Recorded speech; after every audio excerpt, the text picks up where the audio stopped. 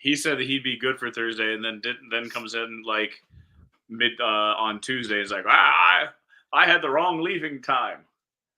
So Brent's discussing how our cohort D-Doc is not on the show this evening. Welcome to Rule the Galaxy, Chapter 269. 269, Brent and Alfie. That's right. You got Wine to and give me dine a 'em. count. You got to give me a countdown, right? Like you can't just like. I I mean, said- you I- said I'm going live, but then you got to give me the countdown. You can't just start it on me mid like. No, I really liked your comments, and I just wanted to let them roll. No, So, no, look, no. He D-Doc- did that to me not too long ago. We were just I talking, did. and all of a sudden he just clicked it on live. So, as these guys have stated, we are live. This is Joe. This is Alfie. This is Brent. D-Doc, we are posting up on the screen if you're watching us on YouTube. Chapter 269 of the Rule of the Galaxy podcast. We are live, and we have plenty to discuss. Our hypocrisy, the Acolyte, Val Kilmer movies, so many more things. But it's been a while since majority of the group has been together. And Brent, I love. Do I sing it? Alfie? Do I sing it? And I Go did ahead. look up. I looked up the song that D-Doc even said by Aaliyah. So I have no idea what he was on. I don't think I've ever heard that song, but and Brent, you sang a song later in the show that I missed. no, I mean, I can bust out into song. It's not Yeah. good. It's not good. Well, It would be good. you know, speaking of not good, well, there's a lot of things that are not good in the world, right? Wow. Yeah, just segue right into that. So anyway, let's make it official. Chapter 269. Welcome to Star Wars fans and Rule the Galaxy fans. It is the Rule the Galaxy podcast.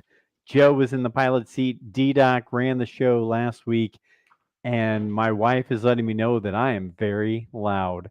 So I'm back. D-Doc is on his way. Yeah, I'm turning my headphones down. You are loud. I'm going to pull the mic away. I got nothing. There we go. I got normal Joe. Normal Joe. Sorry. Yeah. D-Doc is going to be taking off soon for an LA trip to go see. Is he leaving on a mouse. jet plane? He is. I'm leaving on a jet plane. There you go. Don't know when I'll be back again. So that's what it sounds like. Okay. Hey, enough about me. Brent Dykeman, how are you, sir? I'm doing fantastic. I was catching up on old Rule of Galaxy episodes earlier this week when we ran into each other at the gas station. That was lovely. I just ran into it seemed that Joe from 2001 and the Comcast days reappeared during the middle of a Glosson, and he had the internet drop on him, and I can only foresee what he looked like when he was panicked. But there's one comment that stuck with me that Steve said that I totally do agree with, and I think it kind of will play into the conversation tonight. It was something about like we are fans, but when we identify and wrap our identity into that fandom is when we've gone a bit too far, I think, and that's where some of that comes from. Not in the slightest. Yeah. So, but like, and I'm saying at the general fandom at large, and that's any fandom, right? Yeah. How is that any different than sports fans? No, it's not. It's not. But I like the comment, right? Like I love it because it just put it in perspective. It's exactly the same. Because the next example I was going to say is like you always hear of going to a sports game and there's some sort of brawl breaking out before or after the game because somebody's wearing the wrong jersey or they want to try to puff up their chest that their jersey's better. Or even though you love the Cubs or whatever team, when they absolutely stink as much as you love them, you hate them. I really didn't mean that as a jab or anything. I always associate. No, but I think they are. I think they are stinking up the field right now. They are. From a couple other social media posts that I've seen. But no, it's just like we can be fans of everything. We can be fans, but we got to keep it in perspective and not like wrap it into our identity and what our identity is. It was something that I took away from what Steve said, and I really enjoyed that comment because like I said, I think it plays into the conversation that the larger audience. So I have a few comments off of that. Alfie, I'll let you go first. I think, one of the biggest things in our internet age is no one can just say hardly anymore, hey, I like this, but here's some things I don't like.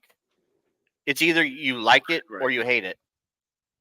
Otherwise, your comment section doesn't blow up. Sure. And that's what we like. We like to argue with each other. I'm perfectly fine with somebody liking something and I don't like it. Let's talk about it. Yeah. I'll tell you what I don't like. I want to hear what you like.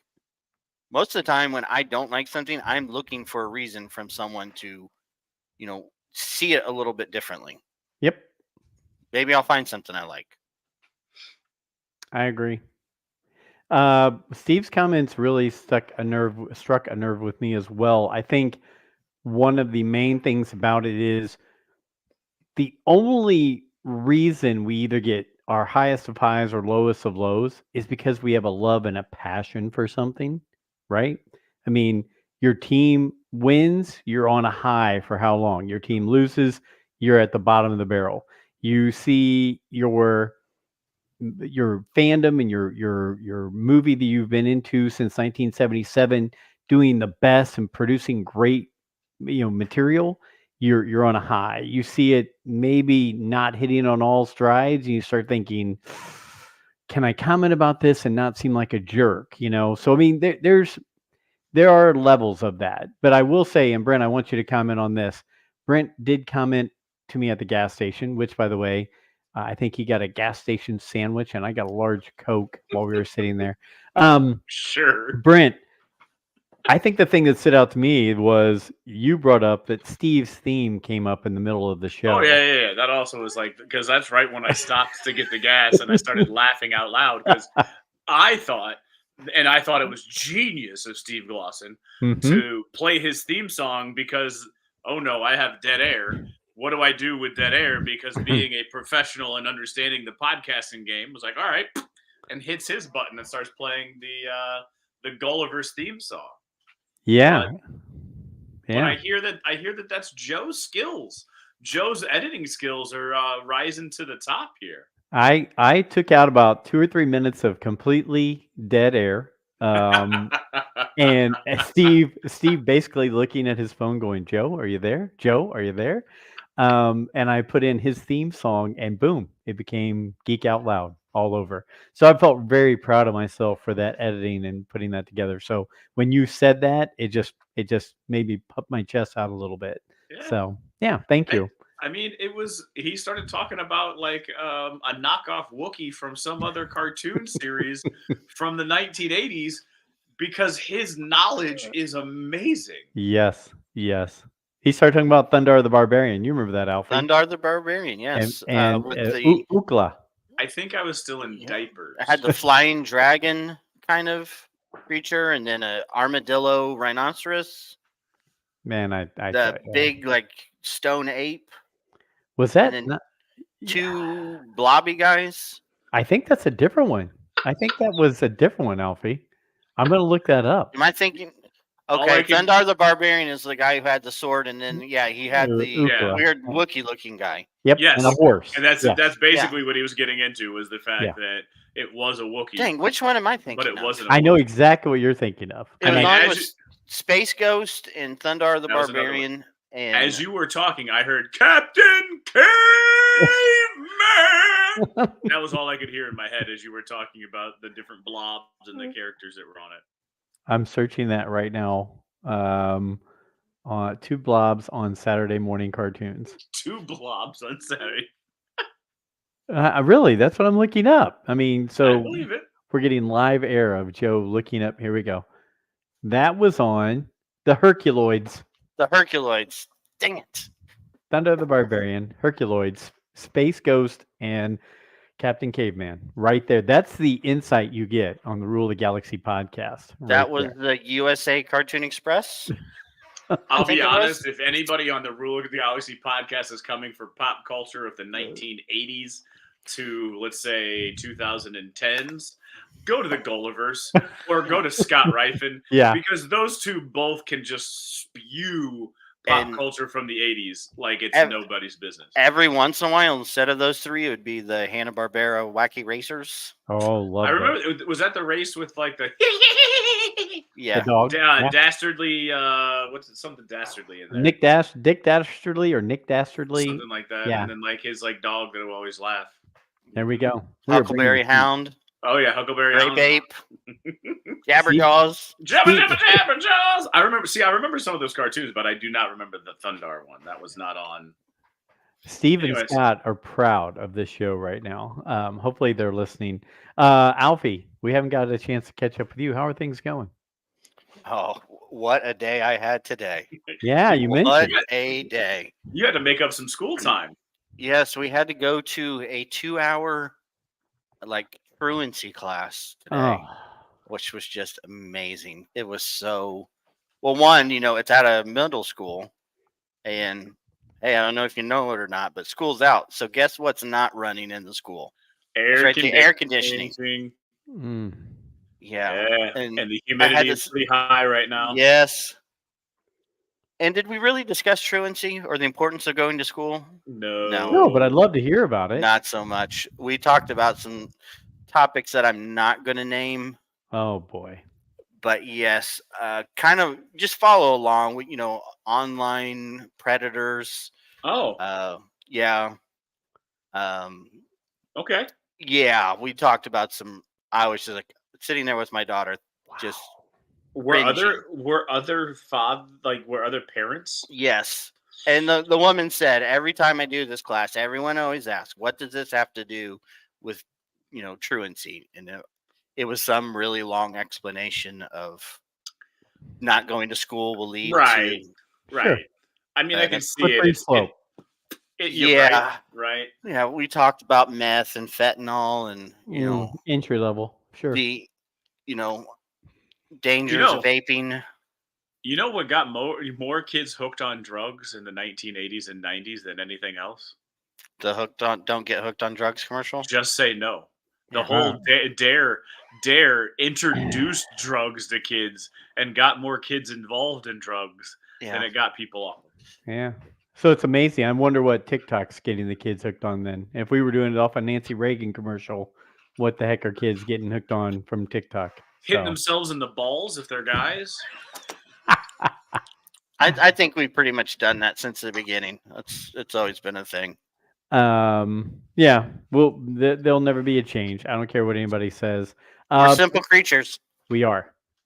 Put a few things in front of us, we're fine. Helicopter flies overhead, we all stop and look up, no matter the age. It happened today. So I had to skip out on some shows recently. Life's just busy. Whether I'm chasing Joey to an event, whether for the job, I'm going out of town for 2 and 3 days at a time. It definitely has gotten in the way. But one thing is always fun is to get back and have these Saturday morning and truancy and vape conversations with you guys. So I'm glad to be back. Oh gosh, here. D-Doc's even commenting more. Schools for Fools by Bobby. Schools for Fools, Bobby Boucher. Foosball. Right. Don't play that foosball. That's right. Mama, there's a gorilla got away from the zoo. And they ever find that gorilla that beat you up? What Mama don't know, don't hurt her. Is anything going on in Star Wars besides the Acolyte? Is there anything we could talk about going on outside of the Acolyte? I will tell you one thing that's going on is they re-released the Captain Rex Black series, and I was getting ready to purchase an extra one for me and one for Joey for his birthday, and they're already sold out on the pre-sale. Yeah. Shocking. I couldn't get there fast enough. Yeah. Either make them more expensive so people will stop buying them, or make more of them. One of two things. I mean, but you've got to make them so expensive that they outprice the black market. That's the problem. Because it doesn't matter much how much you knock it up. People are going to buy it because they're going to want to sell it. Yeah, if it's already selling now for $100. Yeah. But I would buy it for $50. Will people buy the second wave of them for $100? Because I've got the original behind me, and I got to think it's pretty pricey now that we're bringing a second wave out of that. I don't know. There's a big demand for that one. I know. It's driving me crazy. So absolutely driving me crazy. Was this one going to be in the same black and red box? Black and red box. They're going to do exactly the same. Hmm. Yeah. It's we can go down Toy Road anytime we want. Toy Road right now is absolutely crazy. And man, I don't even know if I can wrap my head around it anymore. I know D-Doc's not here, so he probably shouldn't bring this up because he is our technical guy. Or is he a Lego guy? Well, he brings up the pictures. Is what I mean. Yeah. Well, I can try that if you want. Did you see the Mandalorian figures that were released this week? The Black Series? No. Oh, yeah. Are they good or bad? They're really good. Are they Mando Season 3 guys? Mando Season 3, I think they were the two that go with Bo-Katan and Mando and Paz to get his son back. I think they're called Wranglers, maybe? Gotcha. Or were they the fight in the alligator? I'm not really sure. Yeah, so D-Doc was the one that was he just threw up in the chat. Yes, he has seen them. I have not. Like, that's not. It is. You talk about a missed opportunity. You could have printed money having these on the shelf last year when that aired. I'm trying to find something that's not a video of them. I'm finding all videos. I want just images of these, but be careful with videos. We don't want to get copyright struck. Yeah. I'm gonna just pull Alfie. I'm gonna pull this up. Let's see if I can do the skills of D-Doc real quick. So I've got that. Let's see how I add this in here. Let's switch the layout. D-Doc, you're here. Tell me how to do it. It's not letting me switch the layout. Damn it. It's all right. Nope. I think I've got it right now. Okay, here we go. We're gonna find out. The anticipation. Oh, it's making me. I'm with bated breath right now. I'm not. Oh, well. Oh, hey-oh. We're all there. Sorry. Yeah. No, you're fine. Leave it. Just if you can make those bigger. That's what she said. Anyway. Zinger. Wow. Zinga. Do any of these look right that you're talking about? No, not a single one. It's a 2-pack. Mother freaking. Mother puss bucket. That's right. I pulled up Mandalorian Black Series release. This is what I'm getting here. Do you know a character? We'll just do it right now. Type Wrangler with that. Mandalorian Wrangler. Black Series. Okay. This is riveting radio right here. This is right. Well, we're not on radio. Alfie, you beat me to it. I know, but 10 seconds. It was like the only thing I could think of. Hey, I'm having fun with this. Look, if you would have told me, you're learning new skills, Joe. I'm sitting here watching. Look at you. And then for the people on the radio, they're like, okay, what are they looking at? Okay. Alfie, I'm not seeing. You want me to put 2024 on there and just F with all this? Let's see. So, Mandalorian Shriek Hawk Trainers. Shriek Hawk Trainers. Yeah, Shriek. Yep. Hawk Trainers.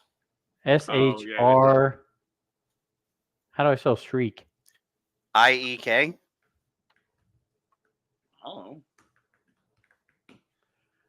Kaboom. Is this it? That's it right there. Look at that.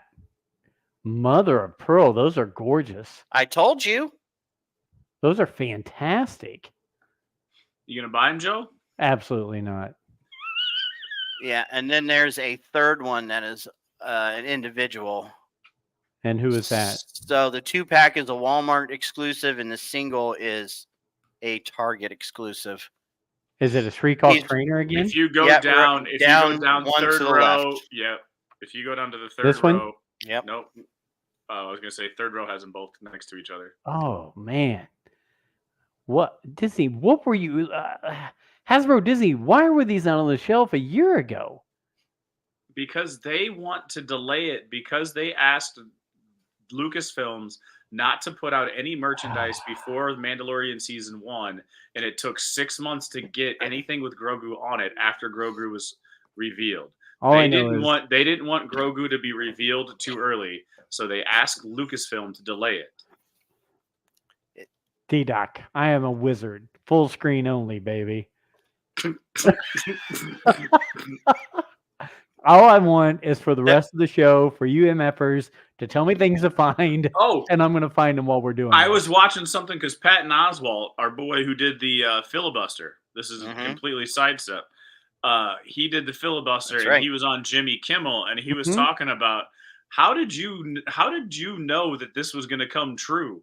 And so I guess what he was talking about, like in the filibuster, in the Park and Recs episode, right? He was spewing a bunch of stuff, and he said something about Guardians of the Galaxy. At this point, Guardians hadn't been made, and at the time he said Guardians of the Galaxy, and he said Star-Lord.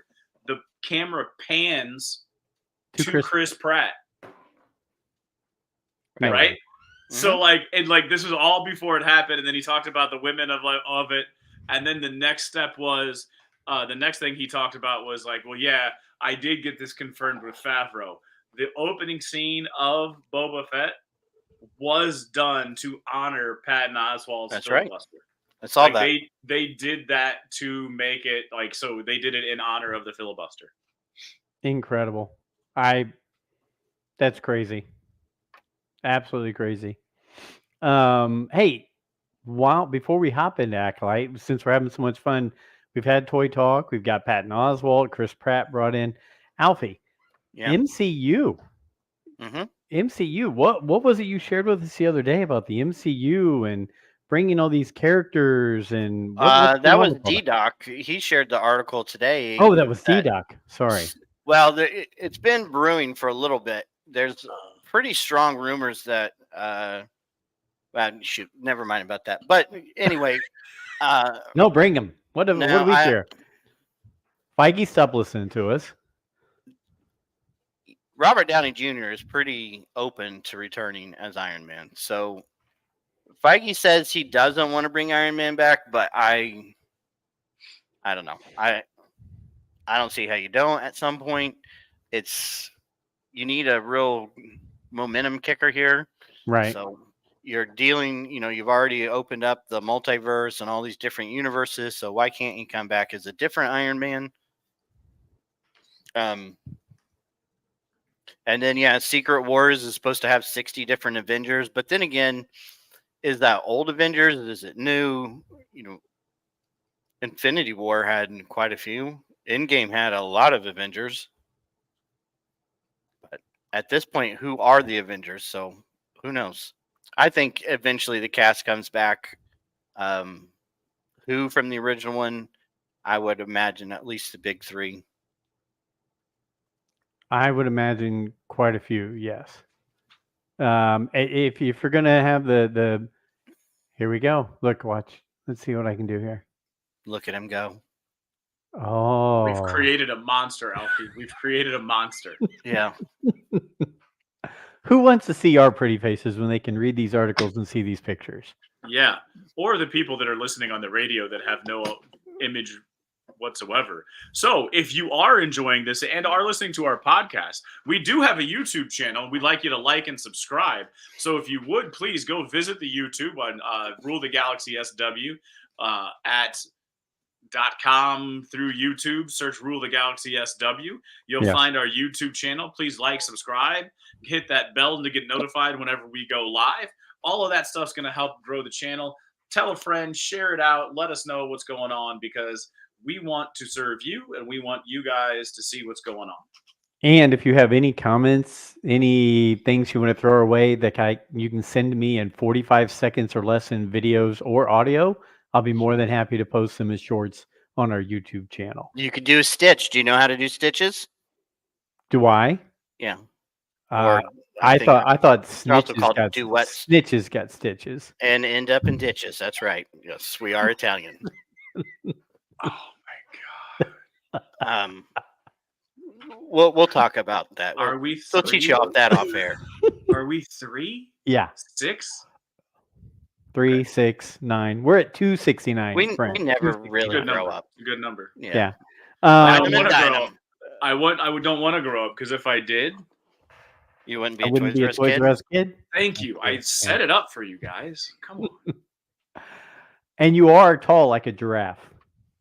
So, I mean, you're a very tall Wow. person. I'm more of a gorilla Wookiee. I would agree.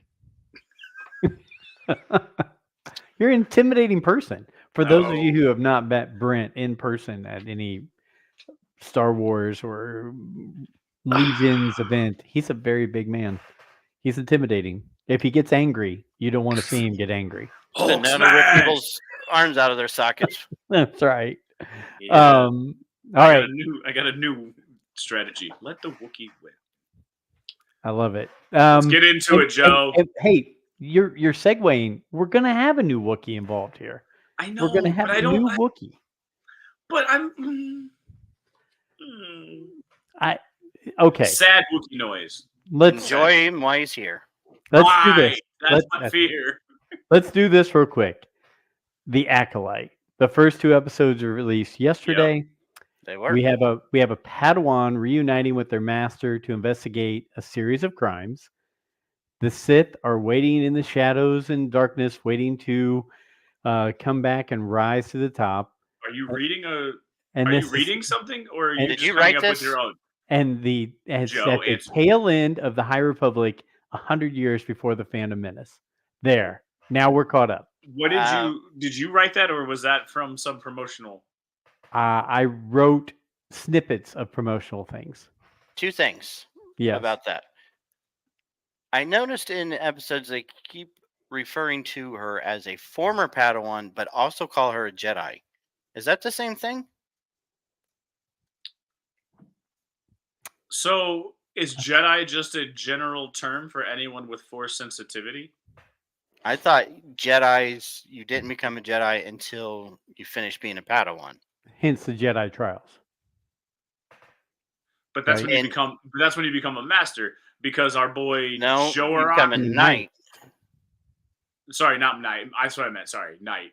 When you finish the trials, you become a Jedi Knight. But you can be are you a Jedi Padawan? Well, didn't in episode 2 when Padme's friends back on Naboo said, "Master Jedi, please tell us," and she said, "Oh, he's not a Jedi. He's a Padawan learner." Right. It's very confusing because Master Jedi is almost like how you would address a medieval knight, and it has a different meaning than saying you're a Jedi Master. Does that make sense? Yes. Because many Jedi are referred to as Master Jedi. It's almost like what's the word I'm looking for? It's like Sir. It's like Mister. It's a prefix to it, like Master Jedi. I mean, the younglings say it to. It's really a question I've had for a long time: is a Padawan a Jedi, or do they become a Jedi after the trials? My answer is, I don't want to get bogged down in the weeds. Okay. And I think, as a colloquialism, we have just called anything with Force sensitivity a Jedi. Then distinguish them by Master.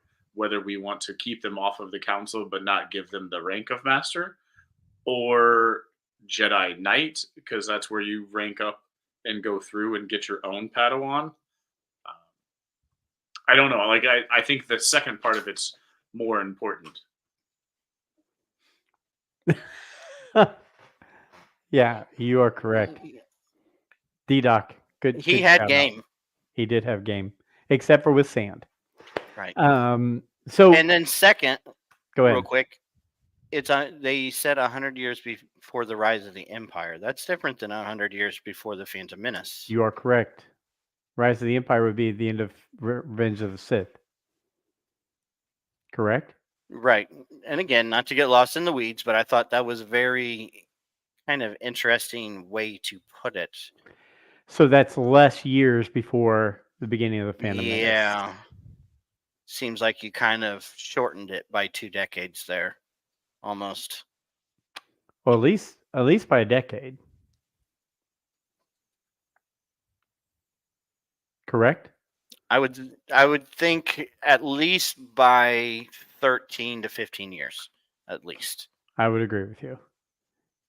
10 years between Phantom Menace and Attack I know you don't care, Brent, but then again, you're also opening up a window. If the show is successful and you go on, you're opening up a window for other characters to be brought in just by that few decades. So you're trying to say that you're alluding to the fact that this could lead into having Plagueis and having... No, not at all. It could be anybody. You know, there's like 5 different Jedi from the Phantom Menace who are still alive during the High Republic era. I mean, just lots I am not just about Darth Plagueis, okay? There are many other Star Wars characters that I'm very passionate about. Like who? There's Mundi. Was Mundi that around? I mean, so Plo Koon. You got Yoda. Oppo Rancious. Yeah. Who? Oppo Rancious, right? Is that his name? Yeah. He looks like a snake with a really long white beard. Mm-hmm. He's on the Jedi Council in the Phantom Menace. Okay. But yes, Brent, Darth Plagueis. Yes. I mean, that's what everybody's getting to, right? Or Sheev Palpatine. He doesn't have a set in stone age. Was that Yarael Poof? Is that the other one? Yes, with the long neck. Yeah, he got. The one that looks like he's a Geonosian, not Geonosian. Yes. A Kaminoan, but it's not a Kaminoan, right? Yeah. So you got a chance for Yoda, Yaddle, those two, Plo Koon, Ki-Adi-Mundi, all to come in and be part of it. What's the guy who's almost like Yoda again? But here's my problem. Even Peel or whatever? Yes. Here's why I don't think that that's going to happen. I think they want to take this in a new direction. They want new. I don't think that they're going to bring in the old. Brent, I would agree with somebody else might do it, but I don't think this show itself is going to do that. Brent, I would agree with you 100%. They want the new. I think when we were talking about things before the show started, some of the reasons that people are having questions or being up in arms is the new, right? Which is another reason why I'll say like that. I'm thriving for something new. Sure. I'm thriving for something new with a little bit of the connectivity, little things to throw me into that world. It doesn't have to be much. Heck, Jedi robes is enough, right? But I want the new. I'm not going to hate on the new until it's over with. I'm going to let it play out. Yep.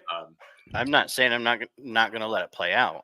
Right. And I'm not saying you in general. I'm talking the general conversation. Fandom. The general conversation that it has come about, and from this is, I think some of it can be boiled down to we don't have an identity. I was watching somebody do a reaction to it, and they do a lot of TV show reactions.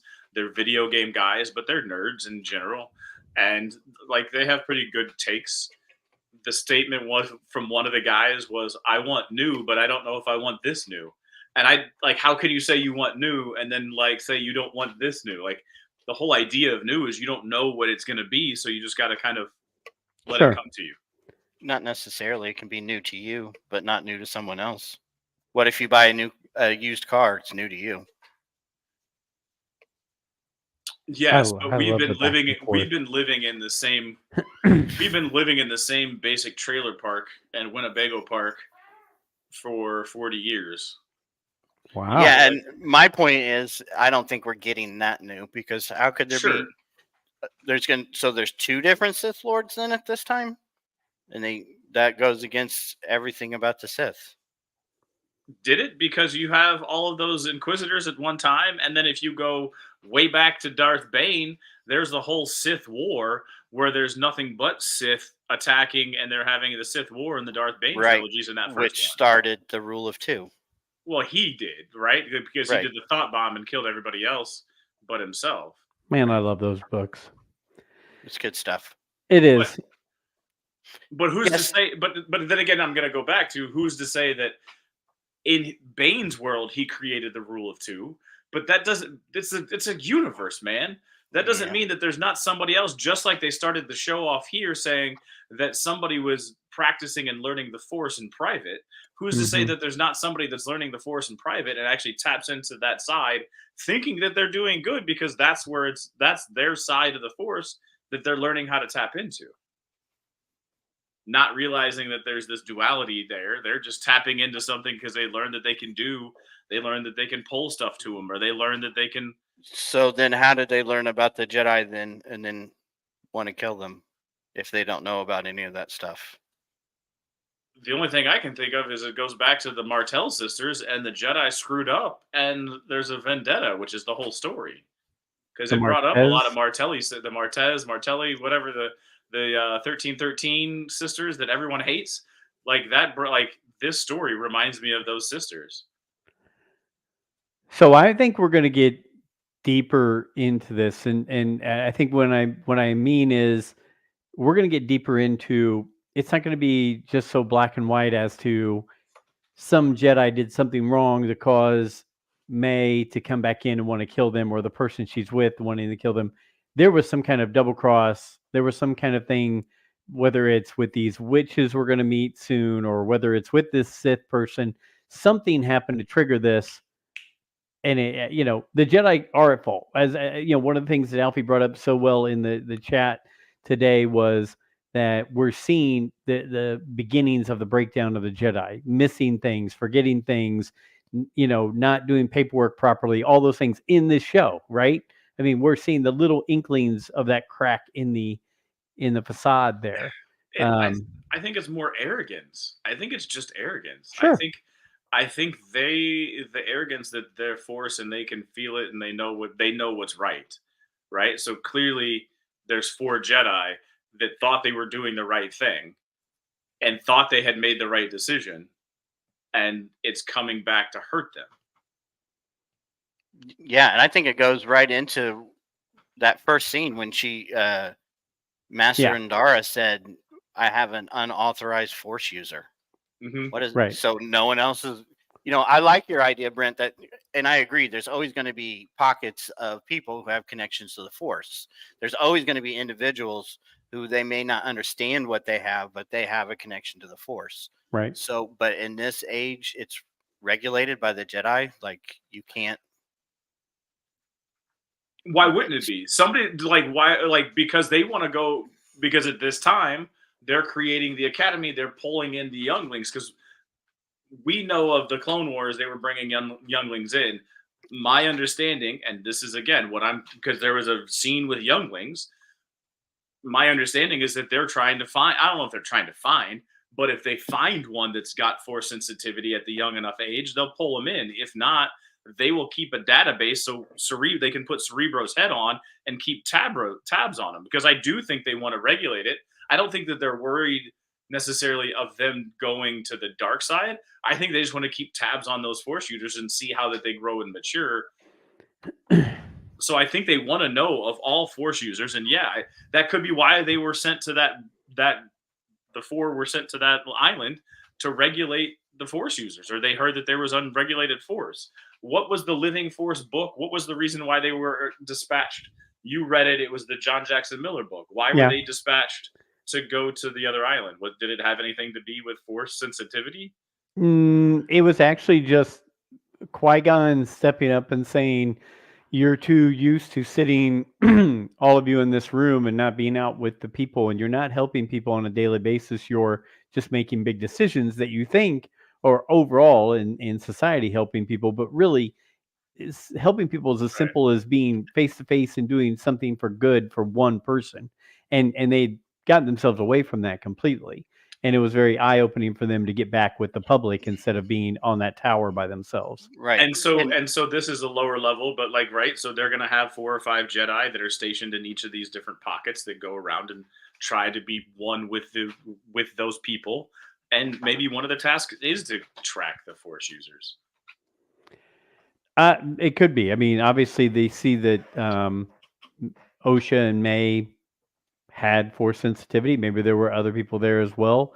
That's where we're going to go in these next few episodes to find out. But I'm glad that I know we talked about there's going to be flashbacks and all that kind of stuff. and I'm glad there's going to be, because Master Indara was one that everybody pumped up as being like one of the cool stars of this show, and she was taken out in how many minutes? 5 minutes of the show. She was gone. And I was like, wait a minute. Yeah, we're gonna. She got Drew Barrymore. She's inside the house. What's the reference on that? Oh, Scream. Gotcha. That one, like, about halfway over my head. Yeah, that one took a second. Okay. Yeah, so I like that she's doing.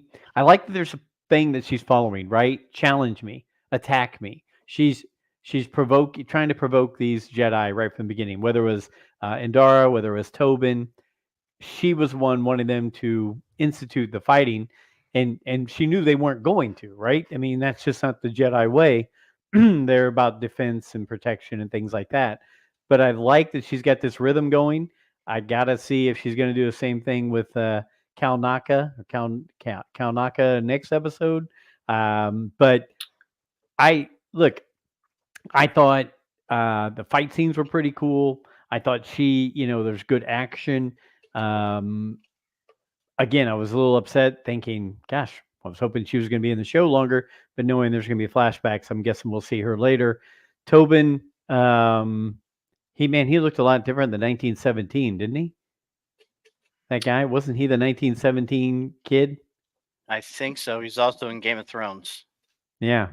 He was Is this Suicide Guy? Suicide Guy, yeah. Yeah. He was Tom. No, he was Tom and Baratheon. Oh. See, we're coming up from different angles, but we know who we're talking about. So give me some of your initial thoughts. We all watch. I'll tell you what though. I'll give you my wife's initial thoughts, and I talked to you guys about it in the text earlier. She had never watched Rebels.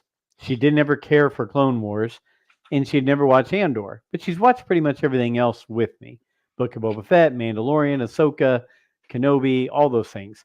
I was like, I don't think you'll really like Andor.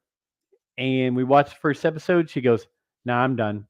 You're right. I didn't like that." And I don't think Andor, unless you're looking for certain things, it's going to stand out to somebody who's just a casual Star Wars fan like her, right? She's a fan because I'm a fan. Rebels, though, she watched the first few episodes and she said, "Okay, I can see where you like this. Like, I can see where this is going. Little comedy, little action, all those kind of things, building to the family." So she watched the first 2 episodes of The Acolyte, and she turned to me and she said, "I like that a lot more than Andor." She said, I thought, that was interesting. She's like, "It makes me want to watch the next episode." I said, "Okay." So there's my wife's encapsulation from a casual Star Wars fan who really couldn't care less when I talk about this stuff most of the time. That was her first reaction. What were some of your reactions or things that came out to you from watching these first 2 episodes? It's funny. We sat here and like kind of broke down quite a bit of it, and then you're going to ask me to drop back to my first impression. Well, overall impressions. My overall impression is, I'll go back to what I said kind of at the top of when we started discussing it. It's new, and I'm okay with new, and I want new, so I'm cool with it. Like, so like give me more new. Yeah, I mean, that's really my overall impression. Like, I have thoughts. Like, there are things that I like. There's things that I don't like, for sure. There are things that I can justify. There are things that I can't. But keep giving me new stuff because I want something new. That's all. Okay. And since you were never really the prequels fan, Clone Wars era fan. Right. They're part of Star Wars, but it's not your cup of tea. Mm-hmm. This is pre that. And so while it has some similarities to it, there's enough differences there's differences. Yeah, but it's new, right? So so one of my things is I never felt like I connected with any of the characters. I never felt like anybody was like something that like drew me to that story. I never saw myself in the character. And I never really kind of attached to anything that was going on in that storyline of the Clone Wars. But that's different from the original trilogy, and then for that matter, the sequel trilogy as well. I could see myself in some of those characters. I can see myself in the situations that they're getting put in, and I can have a conversation about those thoughts and motivations from those characters' perspectives. So I'm going to allow this show to, do I identify with anybody? Okay. Is there something in there that like I like right now? I mean, I want to know more about the story. I want to know what they did. But that's something you're not going to figure out until probably episode 7 or 8. And I know that by now, right? Next episode. Or next episode. I want to know, like, I also, but I think this is going to be, no, I think this is going to be a downfall of this episode. Is I was hoping you were going to see more of the Acolyte point of view and less of the Jedi point of view. And I feel like this is going to be told through the Jedi predominantly. Which is kind of what I was trying to say last week when I was talking to you, Alfie, about it. And like, that was kind of my point. It's like, I don't think it's going to be as dark. I just don't think the perspective is going to be what the perspective is that would make it super interesting to a lot of people. Okay. Alfie, some of your general overall thoughts and things. Watched both episodes twice. It's really kind of weird. I'm really into this story. I'm like 100% into this story. Full blown. I can't wait to see the rest. But at the same time, I really do not like the way that it looks. Mm. And not many of the characters outside of Saul that I really care much about or seem that interesting to me. I think what has happened in the past seems very interesting, and eventually who they're going to meet is very interesting. But as far as the characters themselves, I'm not connecting to them. I'm not saying that they're bad characters or bad actors or anything. It's just, to me, they're just vehicles of the story, and they're not as interesting as what's. Did you connect to somebody right away when you watched the cartoons? Watch what? You froze. He froze up, Brent. We'll get him back. Here he is. Nope. Anyway, so Alfie, we were talking about it. One of the things that I took from it was, and Brent mentioned the arrogance of the Jedi. I think you look at that, and it reminded me a lot of the Imperials in Andor, Rebels, and the early part of A New Hope. There was just, we're in charge. This is ours. Doesn't matter if it's right or wrong. This is our version of right. And you know what? Things are going to slip through the cracks, but we're the Jedi, and this is how it's going to be. That's how I felt like a lot of the Imperials were during that dark time. And I feel like the Jedi are kind of in that pompous, arrogant mode a little bit right now. You look at the one scene in the temple where with the younglings, and he's going through a lesson, and immediately afterwards has a conversation about withholding what's going on from the general public, for fear of loss of political power. And their political enemies could be up against them, right? So, I mean, that to me was interesting. The fact that they have jail cells in the temple, in their school full of children. I understand that they are kind of being a force out in the universe, and that obviously they're arresting people, but it just seems odd that you would bring them back to the temple. That seems like a recipe for disaster. Yeah. Not a good mix there. I liked the subtle change in the story of May and Osha throughout the first 2 episodes. It was just changing a few words, how it changed the implications of what happened. You know, at first he said that he saw her die, and then changed it to she was presumed. Thanks, Hyperspace Heroes. Oh yeah, he's a member of the Yord Horde. You know, I have to wait until the series is over, because right now Yord is giving me some major Matt Damon from The Departed vibes. Wow. You know, is he supposed to be? Are you supposed to dislike him, or am I the bad guy? Right. I'm glad. Well, I feel bad because I'm wearing a shirt here tonight during the show, and I should have taking my shirt off so I could compare how I looked to Yord when he was walking around in the ship with his shirt off. I mean, I know it made the youngling or the Padawan uncomfortable. So, yeah, I've been working out, Brent. But that Padawan looked like something off of Star Trek. I would agree with you. There was a Star Trek vibe to her look. That one, that was too much for me. It's very distracting for her character. Way too many. Big ears and horns, but big ears and horns. Big ears or horns, or big. Is that Jackie Lon? Jackie Lon?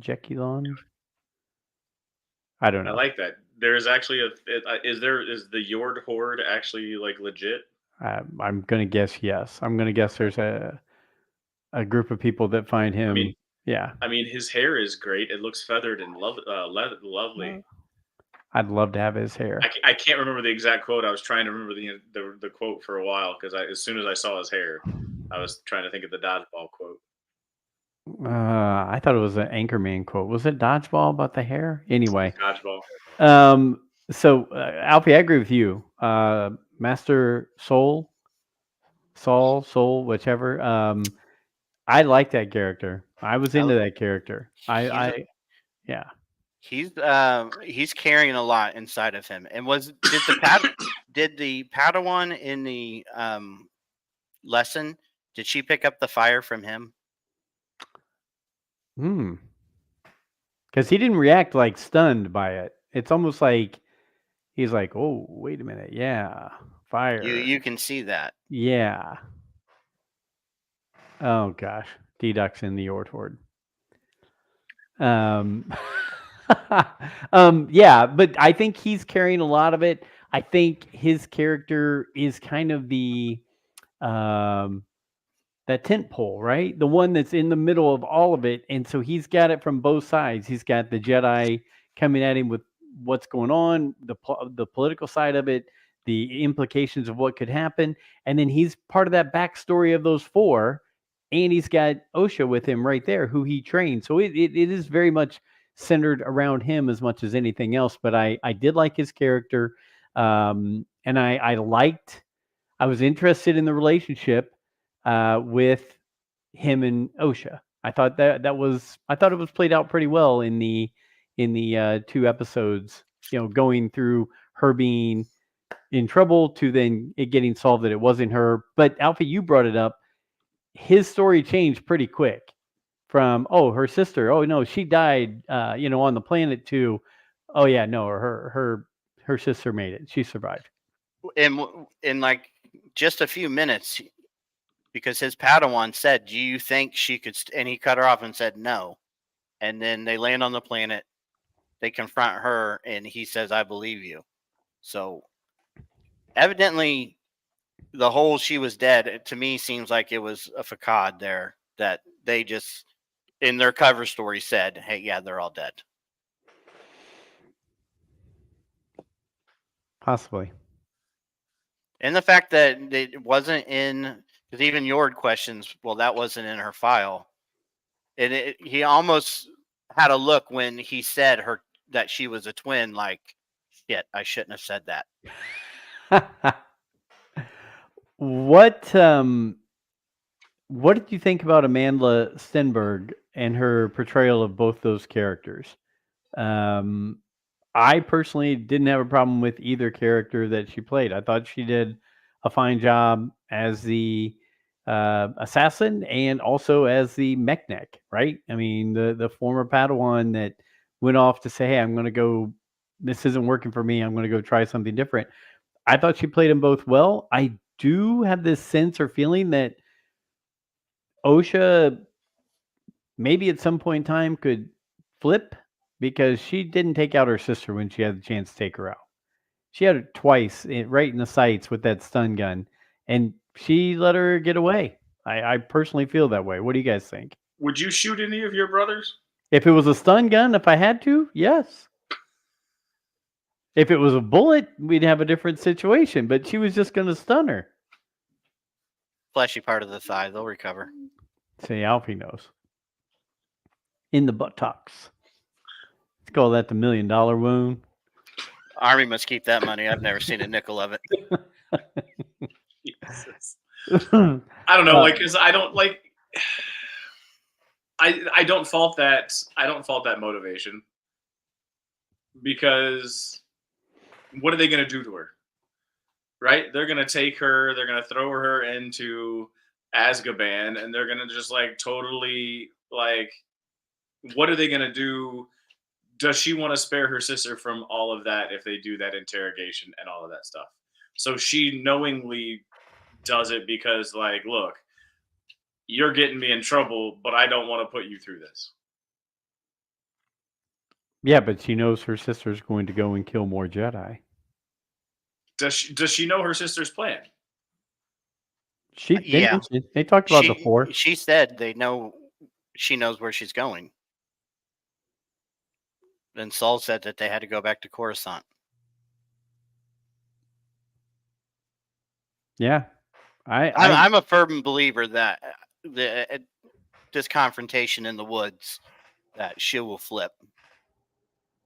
That Osha will flip? Yeah. It didn't seem to me she cared for Soul. Is it Soul or Saul? I don't want to keep messing it up. Well, I mean, Soul is Mexican word, or the Mexican is the Mexican Spanish. It's a Mexican beer, but it's for the light for like sun. Yes. Right. So I'm guessing it's Soul. Okay, but I do feel like she had feelings for him as far as respect and appreciation, but I don't think she had any love lost for the Jedi in general. And so, why'd she leave? She mentioned it. Did I miss that? Why did she leave? Her skills weren't up where they need to be, right?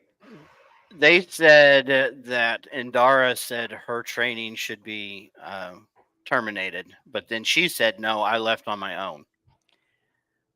But also, don't think it actually said the particular reason, but I think the particular reason is because she's evil as hell. Well, so she's old. Like, she started too late because she started too late. Like, and I've been having internet issues, so I don't know what you guys said. So, so she basically was Anakin Skywalker before Anakin Skywalker.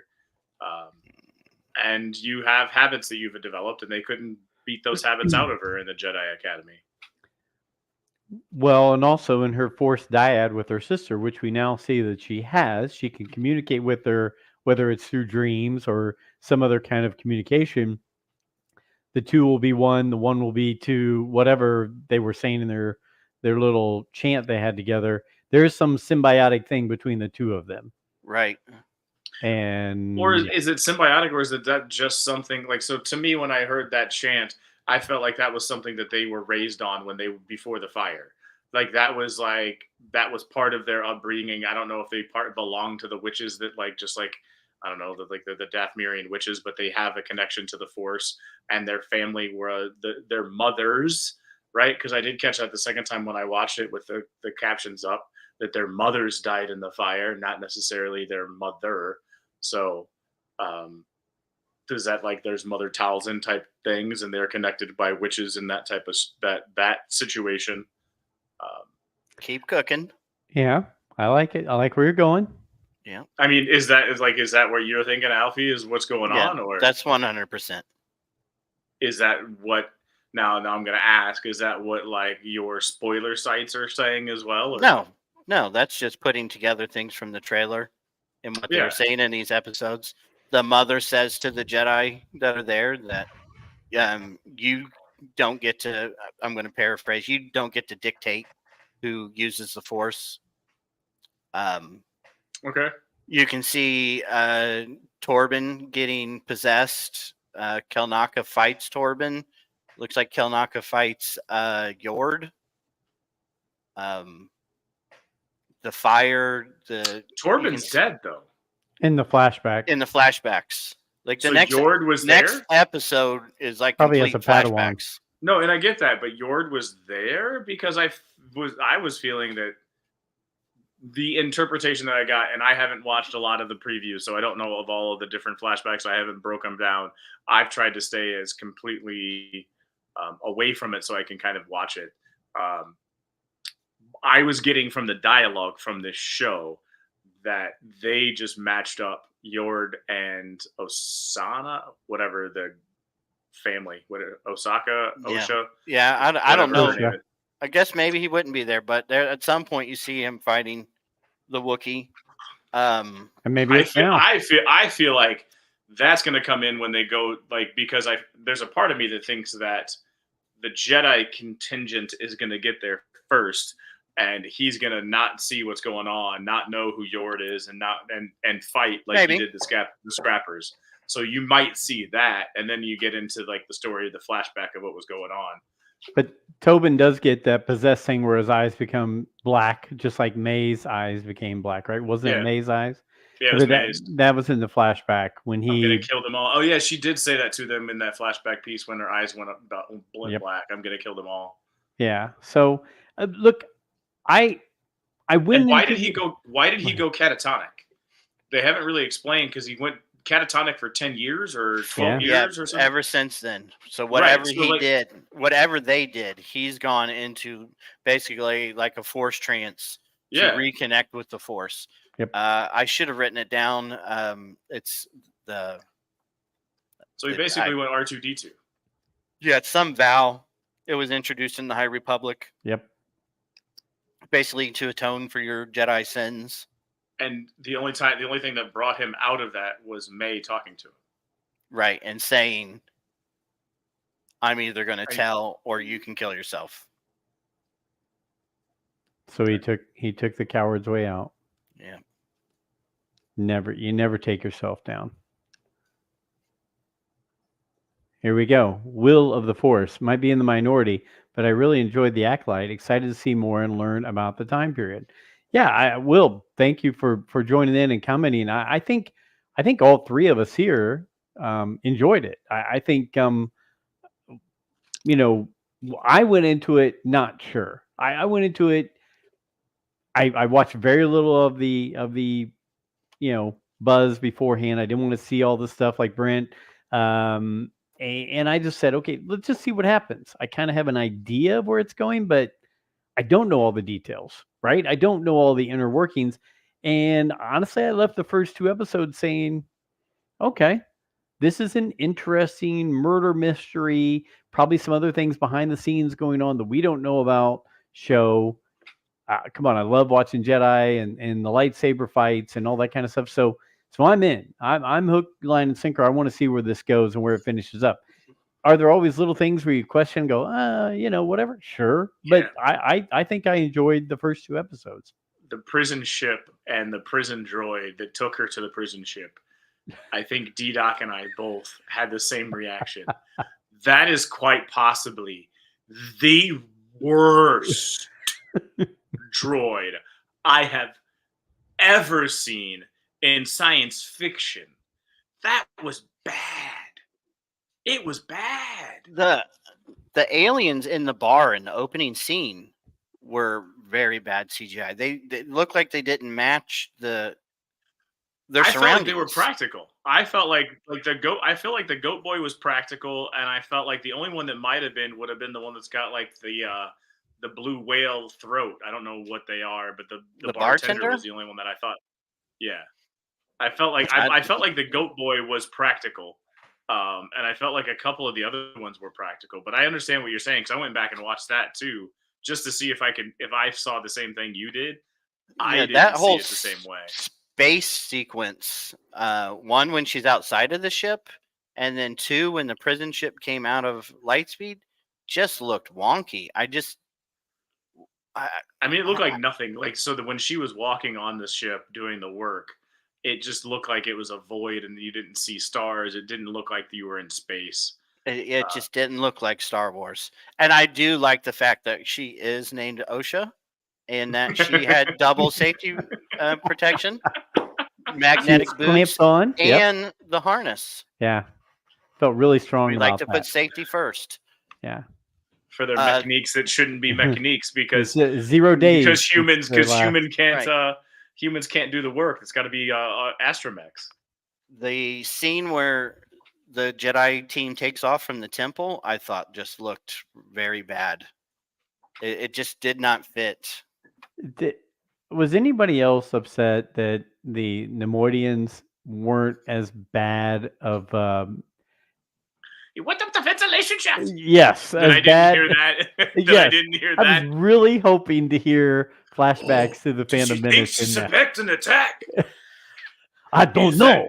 Is that legal? Have you ever faced a Jedi before? We will not survive this. Yeah, I mean, Is that legal? look, I get it. We have to be a little bit more, I guess, politically correct in some things, but let's It's face just it. different people with different voices. If you're listening to this, you're gonna know It's that a I'm whole talking and not galaxy. Alfie. Yeah. Like there's different shapes and sizes. I mean, if you look, the senator from Ryloth is a chunky monkey, and everybody else is skinny. That's because he's a senator and he's sitting back fat and happy while everybody else was starving. So kind of like some other people in Washington D.C. right now. Anyway, I don't know why. I mean, I just brought up the Star Wars senator. I felt like a lot of this looked very setish.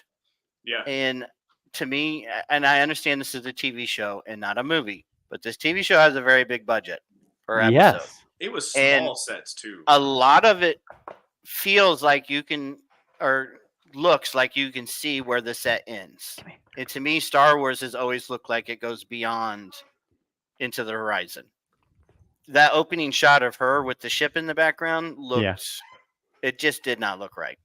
Is that an aesthetic that they're going for, a look that they're going for? I don't know, but the end where they went to with the two the Wookiee, the scrappers. Yeah, that looked like a set. Yeah, you know what? I'm gonna put that was CGI. The plants or whatever were CGI-ish too. Go ahead, sorry, Joe. I'm gonna put my Brent hat on though, and I'm definitely gonna say I'm gonna bypass a lot of the little stuff because I really want this to be a good story, and I think we all agree if done properly, this can be a really cool, good story. So I loved it. I watched our text chain going, and you guys were like, "Oh, well, this fire and this robot or this droid and this," and I was sitting there going, "I guess I missed that one." I was like, the first Star Wars to me where I've watched it and thought, or piece of Star Wars media, let's say, that I've consumed and thought, man, this would make a much better book than it does a series, just because I'm not connecting to these visuals. It just is not doing anything for me. I completely love the story, and I would love to have more time to get into this story. There's a part of me that thinks Obi-Wan's visuals were just as bad as the Acolyte's visuals. Obi-Wan's visuals were rough, and I love Obi-Wan. Yeah, like, I mean, it obviously wasn't one of the higher ranking shows on my pantheon of shows. I think so if you want to go Andor for some of its negative qualities, they were a lot of cinematic stuff that were going on. But I also want to go, and I don't know Leslie Headland's background, but I think she was sitcom-ish or like a one camera type show, smaller set, TV-ish oriented, versus Tony Gilroy, who is more of a big picture motion picture type director and set runner and showrunner. So there could be just some of that lost in translation. And you got Mandalorian, which was with Favreau, who Favreau just understands movies, and that's why it was more cinematic. And when you have Cho, which, I mean, she was kind of tutelaged under Favreau, but I don't know what other directing and show running experience she's had. But when she was doing Obi-Wan, right? Cho was in Obi-Wan. Mm-hmm. So Chow, sorry, Deborah Chow. So that may have been why it was a little bit smaller and not as well run or not well visually. So I think Headland has some of that. So I'll go here off Hyperspace Heroes, who just sent over a good comment here. Enjoy the show, but there were small production things. They gave it a new show. First season feels, couple seasons, and it'll be rocking like Star Trek, the new Next Generation. Love that one, because one of the things I was going to say. I read that as Sting, like rocking like Sting the singer. Oh, well, no, but I think that's what they meant. I think that's what they meant. Okay, D-Duck says Kenobi was worse on visuals. okay, I'm going to put my Joe as a fan from 1977 and saw it when I was 6 years old. Star Wars looked huge, panoramic, and made you feel like you were in that real. It made it feel real, even though you knew it couldn't be real. While Star Trek, for the most part, felt like a set and like you were in a movie, like you were in a TV show studio. I don't want Star Wars to get into the Star Trek feel. I want to always have that feel of awe and these huge panoramic scenes and sunsets and beat up droids out in the desert where you're thinking, holy crap, that might be real. That Jawa sandcrawler right there could be real, even though it wasn't. It was the wheels only, but it felt real and it felt huge.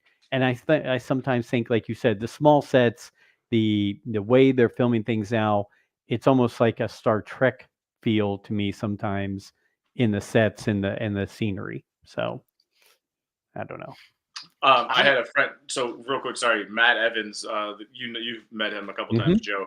He asked. He watched about 20 minutes, and what he said was, it's very similar. He felt like he liked it, but he was disappointed in some ways, and he compared it to a live action Visions. And I think that kind of feels. I think that's kind of where you were going with that, and I think that fits in with that comment. Like, so his comment, which I was like, oh, that I kind of understand where you're going with that in that comparison. It's almost like they've taken Visions and turned it into live action. I like that. Interesting. Alfie, you were going to say something. I always go back to my standard, and I know you're going to get, people drag people for thinking this way, but and to me, and this goes for the special editions, because it's first thing I thought of when I saw Return of the Jedi Special Edition. It's what I thought of when I saw The Phantom Menace. How can Greedo in 1977 look so real, and then today everything looks so fake? How can you film outside of a hotel and make it seem like and look like another planet? The only answer I have for you, and I'm going to go back to it, is it's TV versus movie making. Movie and cinematography on movies and the tricks that they use, and the cinematography I think is different.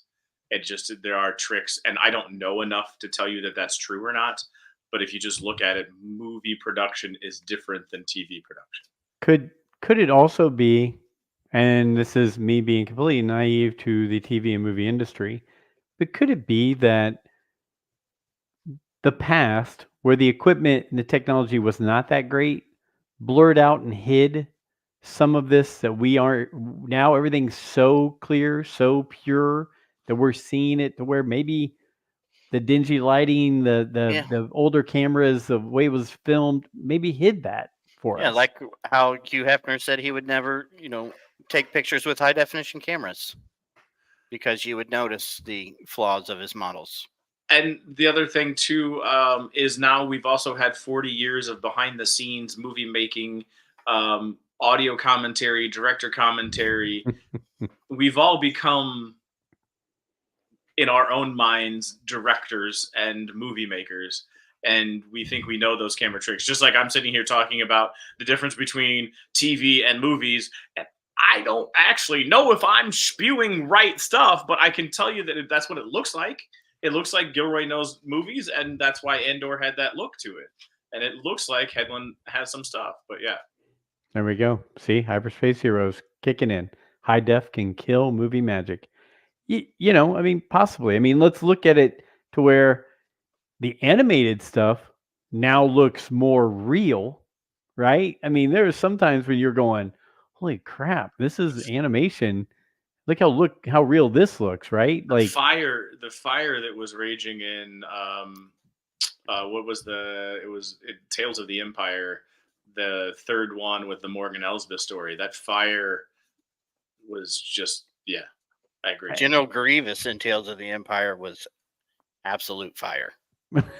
Yes. I mean, so look, we're nitpicking. And again, this goes back to our discussion before where hypocrites. But it's not nitpicking because this is something that the franchise was built on. Yeah. I've watched reactions to The Empire Strikes Back, probably 100 different reactions, and I cannot tell you how many people look at The Empire Strikes Back opening scene, and maybe they're putting on a show. Okay, well, we'll say some of them are, right? But how many people watch that for the first time and say, "How does this look so real?" Mm-hmm. Movies today don't look like this. And this was made in 1980. How does this look like a real spaceship in space compared to what we see today? There are some really great space sequences, like in Guardians of the Galaxy, but they do not have that they don't have that Star Wars look. There's also ingenuity that, right? So there was, because they didn't know and that didn't exist, they had to create something for it. And it became something that the ingenuity to develop it, right? That entrepreneur inventor spirit created those effects to make them look that way, pushed people in that way, which is why Mandalorian did really well with the volume, because it was the first one to use the volume. And I don't know if anybody else has ever been able to live up to that volume usage. But that's what I kind of like. So I think it's also like necessity is the mother of all invention. We need to be able to do something, but we don't have the ability to do it. How can we do it? Let's create it. And then it made it look, the way that it looked, made it look more real. But I agree Right. with you. It did look way more lived in. That's one of my things. That's the reason why, one of the main reasons why I'm not a huge prequel fan. Yeah. Is because I feel like original trilogy is very lived in, and the prequels was very polished and clean. I know the sequels is also polished and clean, but Yeah. And I'll throw this out there. I'm a big believer that Star Wars is a tent for everything and everybody. There's an entry point for everybody. There's just something, whether it's video games, movies, comics, novels, TV shows, whatever, the animated series. There's something there for everybody. But one of the things we were talking about being, Lori said we were hypocrites because we nitpick the stuff, but we sit here and talk about it with this love and passion for it. One of the things that stands out to me about Star Wars that I think has to hold true, and if it doesn't hold true, then I don't know where Star Wars goes from here. But I think you always have to look at is the story of Star Wars and all the other things around it, starting in with Anakin Skywalker, Darth Vader, Luke Skywalker. It starts and ends there, and on some type of pantheon or Mount Rushmore of Star Wars characters, those 2/3 have to always be up there. I don't care what else goes on. I don't care how great. I mean, I love Captain Rex. I love Ahsoka. I love Kanan Jarrus. There's so many characters. Asajj Ventress, right? Love all these characters. But I don't think you can go away from and ever make Star Wars to where those 2/3 aren't the most important key people of Star Wars. And I think some of the people out there who maybe have problems with maybe some of the ways that Star Wars is going is they feel like maybe they're trying to create people that are at that level or higher. Maybe I'm way wrong, but I think that's where people go, look, as long as we know that that's where it all started and that's where it all comes back to in the end, that's Star Wars. You can go and tell 100 stories over here and 100 stories over here, but really when it comes down to it, the most important, possibly two people in the whole thing, Anakin and Luke. So I think there's some anger or people out there in the world, whether it's the older guys like us or whether it's just people who are, now get into it. I think that's one of the things that stands out. If I'm way wrong, you guys tell me, but I think that's where people get skeptical and nervous on whether somebody's this powerful or that powerful or this important to a story. Am I wrong? Am I way off base? Or is that part of the issue that the people are getting angry about new Star Wars? I think it's a good take. I was just because I was trying to think of a way to argue with it. I was looking at it from a sports perspective because we all love the sports. And as you were talking about it, it's like Terry Bradshaw was the Steelers in the 70s. Ben Roethlisberger was the Steelers of the 90s and 2000s, late 90s, 2000s. No, 2000s. Couldn't remember when he actually played. But like somebody took over. There's a succession, and I don't think your daughter, who is a diehard Ben Roethlisberger fan, has a love and a respect for Terry Bradshaw, but I don't think she puts Terry Bradshaw higher than Ben Roethlisberger. But they wouldn't be the Steelers without Terry Bradshaw. And that's like, as you were talking, that was kind of, I was trying to come up with that. Like, there is a succession to it. There is a growth to it. And there is a generational pedestal that's there. You can love the Silmarillion, or I don't know if I'm pronouncing it wrong. I don't know. In The Hobbit, but I think it's never going to be as impactful as The Lord of the Rings. Is another way to kind of get what Joe's saying. I'm not arguing, like, this is my way to argue. No. I do think, right? Like, so everybody here, the people that we have listening, because we get about 80 people on Twitter that never really comment. We want you to comment, people on Twitter. But like the people that are listening to us and the people that check in on us, the people that comment, and we got Hyperspace Heroes. We had Will from somewhere, like Will of the Force or something. Will of the Force, right? Yeah. Yep. So those people that check in, I think everybody's going to be of that same kind of mindset that, like, the Skywalker saga is the saga. Right, like, and those guys, 100%, I agree with you. They are the top. They, like, everything should revolve around them, at least from the saga point of view, and everything else should be a story that kind of fits in and builds to that saga or does something towards that whole nine movie arc. And yes, I will say 9. I'm not going to try to lop off 3 of them, right? So that 9 movie arc, everything that we should get should lop in there and should push into there. And right now, this one at this point, doesn't see the connective. It's new, right? And I think Hyperspace Heroes on their most recent one is like, this is something outside of the Skywalker saga that we're hoping will push our understanding of it. But I think that's what everybody wants, is to push the understanding of the Skywalker saga. And I don't know if this one will. I think this one is just another story to push that High Republic and try to show a different time period of the galaxy. And we've all discussed it. I have no problem. I want as many stories pre and post that core group right there, right? I want everything before Anakin, after Luke. I want to see all those stories. I just personally think when you go with Star Wars, and it doesn't matter where or whatever, and you're right, there are plenty of people, Alfie's daughter, people that age are looking and going, Rey is my Star Wars, or Ahsoka is my Star Wars. And I get that. But I think even with that, I would think you'd have to say, is Rey as important to Star Wars as Anakin or Luke? Is way, hundreds of years before, is Darth Bane as important to the story as Anakin and Luke? And that's what I'm saying is all those things are great. There's huge amounts of great stories, great characters, all that stuff. I just don't want, let's face it, one point in time, all of us are going to ship off this old rock right here, and they're going to make plenty more stories about things we don't even know will even happen. But I think when you look back at it, it's like King Arthur. You still look at King Arthur, right? You still think about Julius. You think about Rome, you think about Julius Caesar. You think about, different things like that. There's those key figures that stand out above everything else. And I'm just saying, I think there's a lot of people who aren't as relaxed as we are to say, I want new stories. They're saying, these are the people, everything else is not comparing to that. I don't care if it compares to it.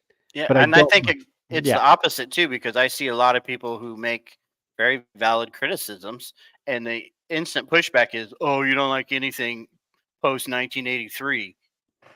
It's like, no, I'm not saying that. There can be plenty of other Star Wars stories, and I can dislike something. It doesn't always have to be either original trilogy or prequel or sequel, all that stuff. I missed that one. Where's the Ortolan plumber fighting crime bosses in the Coruscant underworld? Bring it. I don't know who that person is, but I'm all for it. Give me a Dexter Jettster series. I don't care. Tales of Takedana, right? They're talking about all these tales. Tales of Takedana. I said it 3 years ago. Fill me up, baby. If we're gonna have Tales of the Jedi, Tales of the Empire, let's go. Just like the old books, Tales of Jabba's Palace. Let's go. Bring them. You know what I started watching again because it's summer? No. Baseball? Resistance. Really? That's right. You need to do an episode on Resistance. You usually come on and give everybody a rundown of it. Just a complete rundown of the series. Because why not? There's some cool stuff in there. Is there anything we've missed talking about with the Acolyte? Is there anything, like I said, I enjoyed it. I'm looking forward to seeing what happens in episode 3. That was for the Resistance conversation. Wow. I did a good, I don't know, what was it, Hyperspace Heroes? About a good 30 minutes on your show about it? Oh, gosh. Resistance. So my final reflection on this, right? So 7.5 to 8 out of 10 on what it was. What are my goals right now? Am I entertained? And do I want to come back? And right now, the answer to both of those questions was yes. Okay. I was entertained, and I have enough questions that make me want to come back. That's good. That's what Disney wants to hear. They want to hear those words come out of your mouth. Alfie, how about you? I'm going to go with I think it's a solid 6 out of 10 for me. It is Star Wars, so wonky acting is to be expected along with wonky dialogue, but at times it was a little too much. The visuals took me out of it. I am really liking this story, and I want to see where it goes. Like I said before, whatever happened in the past and what's going to happen in the future, that's what I'm interested in finding out. Good. Well, I think Brent and I are on the same page as far as I'd probably put it a 7.5 to 8 on my score. I thought highly of it. It was entertaining. I enjoyed it. I think there's plenty of stories to be told. I hope it keeps going in this direction. And I think it's man, if they would have made the High Republic an animated series leading into this, amen, hallelujah, brother. I'd be watching every episode of that. I can't keep up with the books. Sorry for all the High Republic fans. I tried it again. The books they're tough for me to get through. But I did enjoy it. I look forward to seeing next week. And, Azalea waved to us while you were looking away.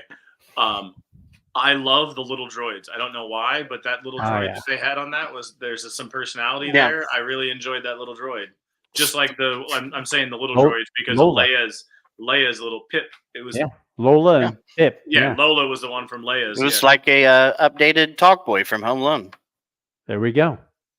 Who would have thought we got a Home Alone comment in the show? Hey, it looked more like a speak and spell, but that's next week, even though we're going to be talking about the Acolyte, we are also going to be talking to the authors of Star Wars Return of the Jedi, a visual archive. This is a meaty book.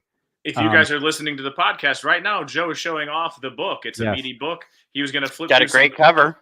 It's going to show some of the picture and the artwork in the book. So if you are listening to the podcast, just jump onto YouTube. We post this live and record this live and stream it live. You can be a part of our chat. Like and subscribe. Hit that subscribe button. Hit that bell. Be notified when we jump on. We try to go about once a week. But hit that like and subscribe. Share it out with a friend. Let people know about this podcast that you like listening to.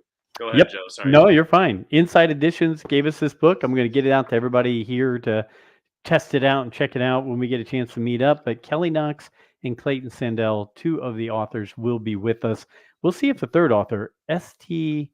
Bend, not familiar with that author, but we have reached out and trying to get them timing-wise to be with us. We'll see if they can be, and I apologize for mispronouncing, but really looking forward to going to it. And I know Hyperspace Heroes just did a show. Right there. Kelly Knox rocks. There you go. She also did dad jokes, Star Wars dad jokes. Yes. So we can talk to them about the books they've done. We can talk a little bit about Star Wars Return of the Jedi Visual Archive, which is fantastic. Can't wait to share it with you guys. And then we'll finish up talking about Acolyte episode 3 next week. So, guys, I really appreciate you doing this. I appreciate the followers and listeners being a part. As Brenda said, follow, like, subscribe, all those kind of things to the show. We appreciate you being a part of what we do here, and we're going to keep trying to put out those daily snippets on YouTube. We'll see if that can keep going, but that's all I've got. Anything else besides truancy and school's out for Brent? We're all good. All right. To everybody, I'll let you know about the Resistance next week. There we go. And I'm going to do this even though Steve Glosson said not to. Hey, until next week, may the force be with you.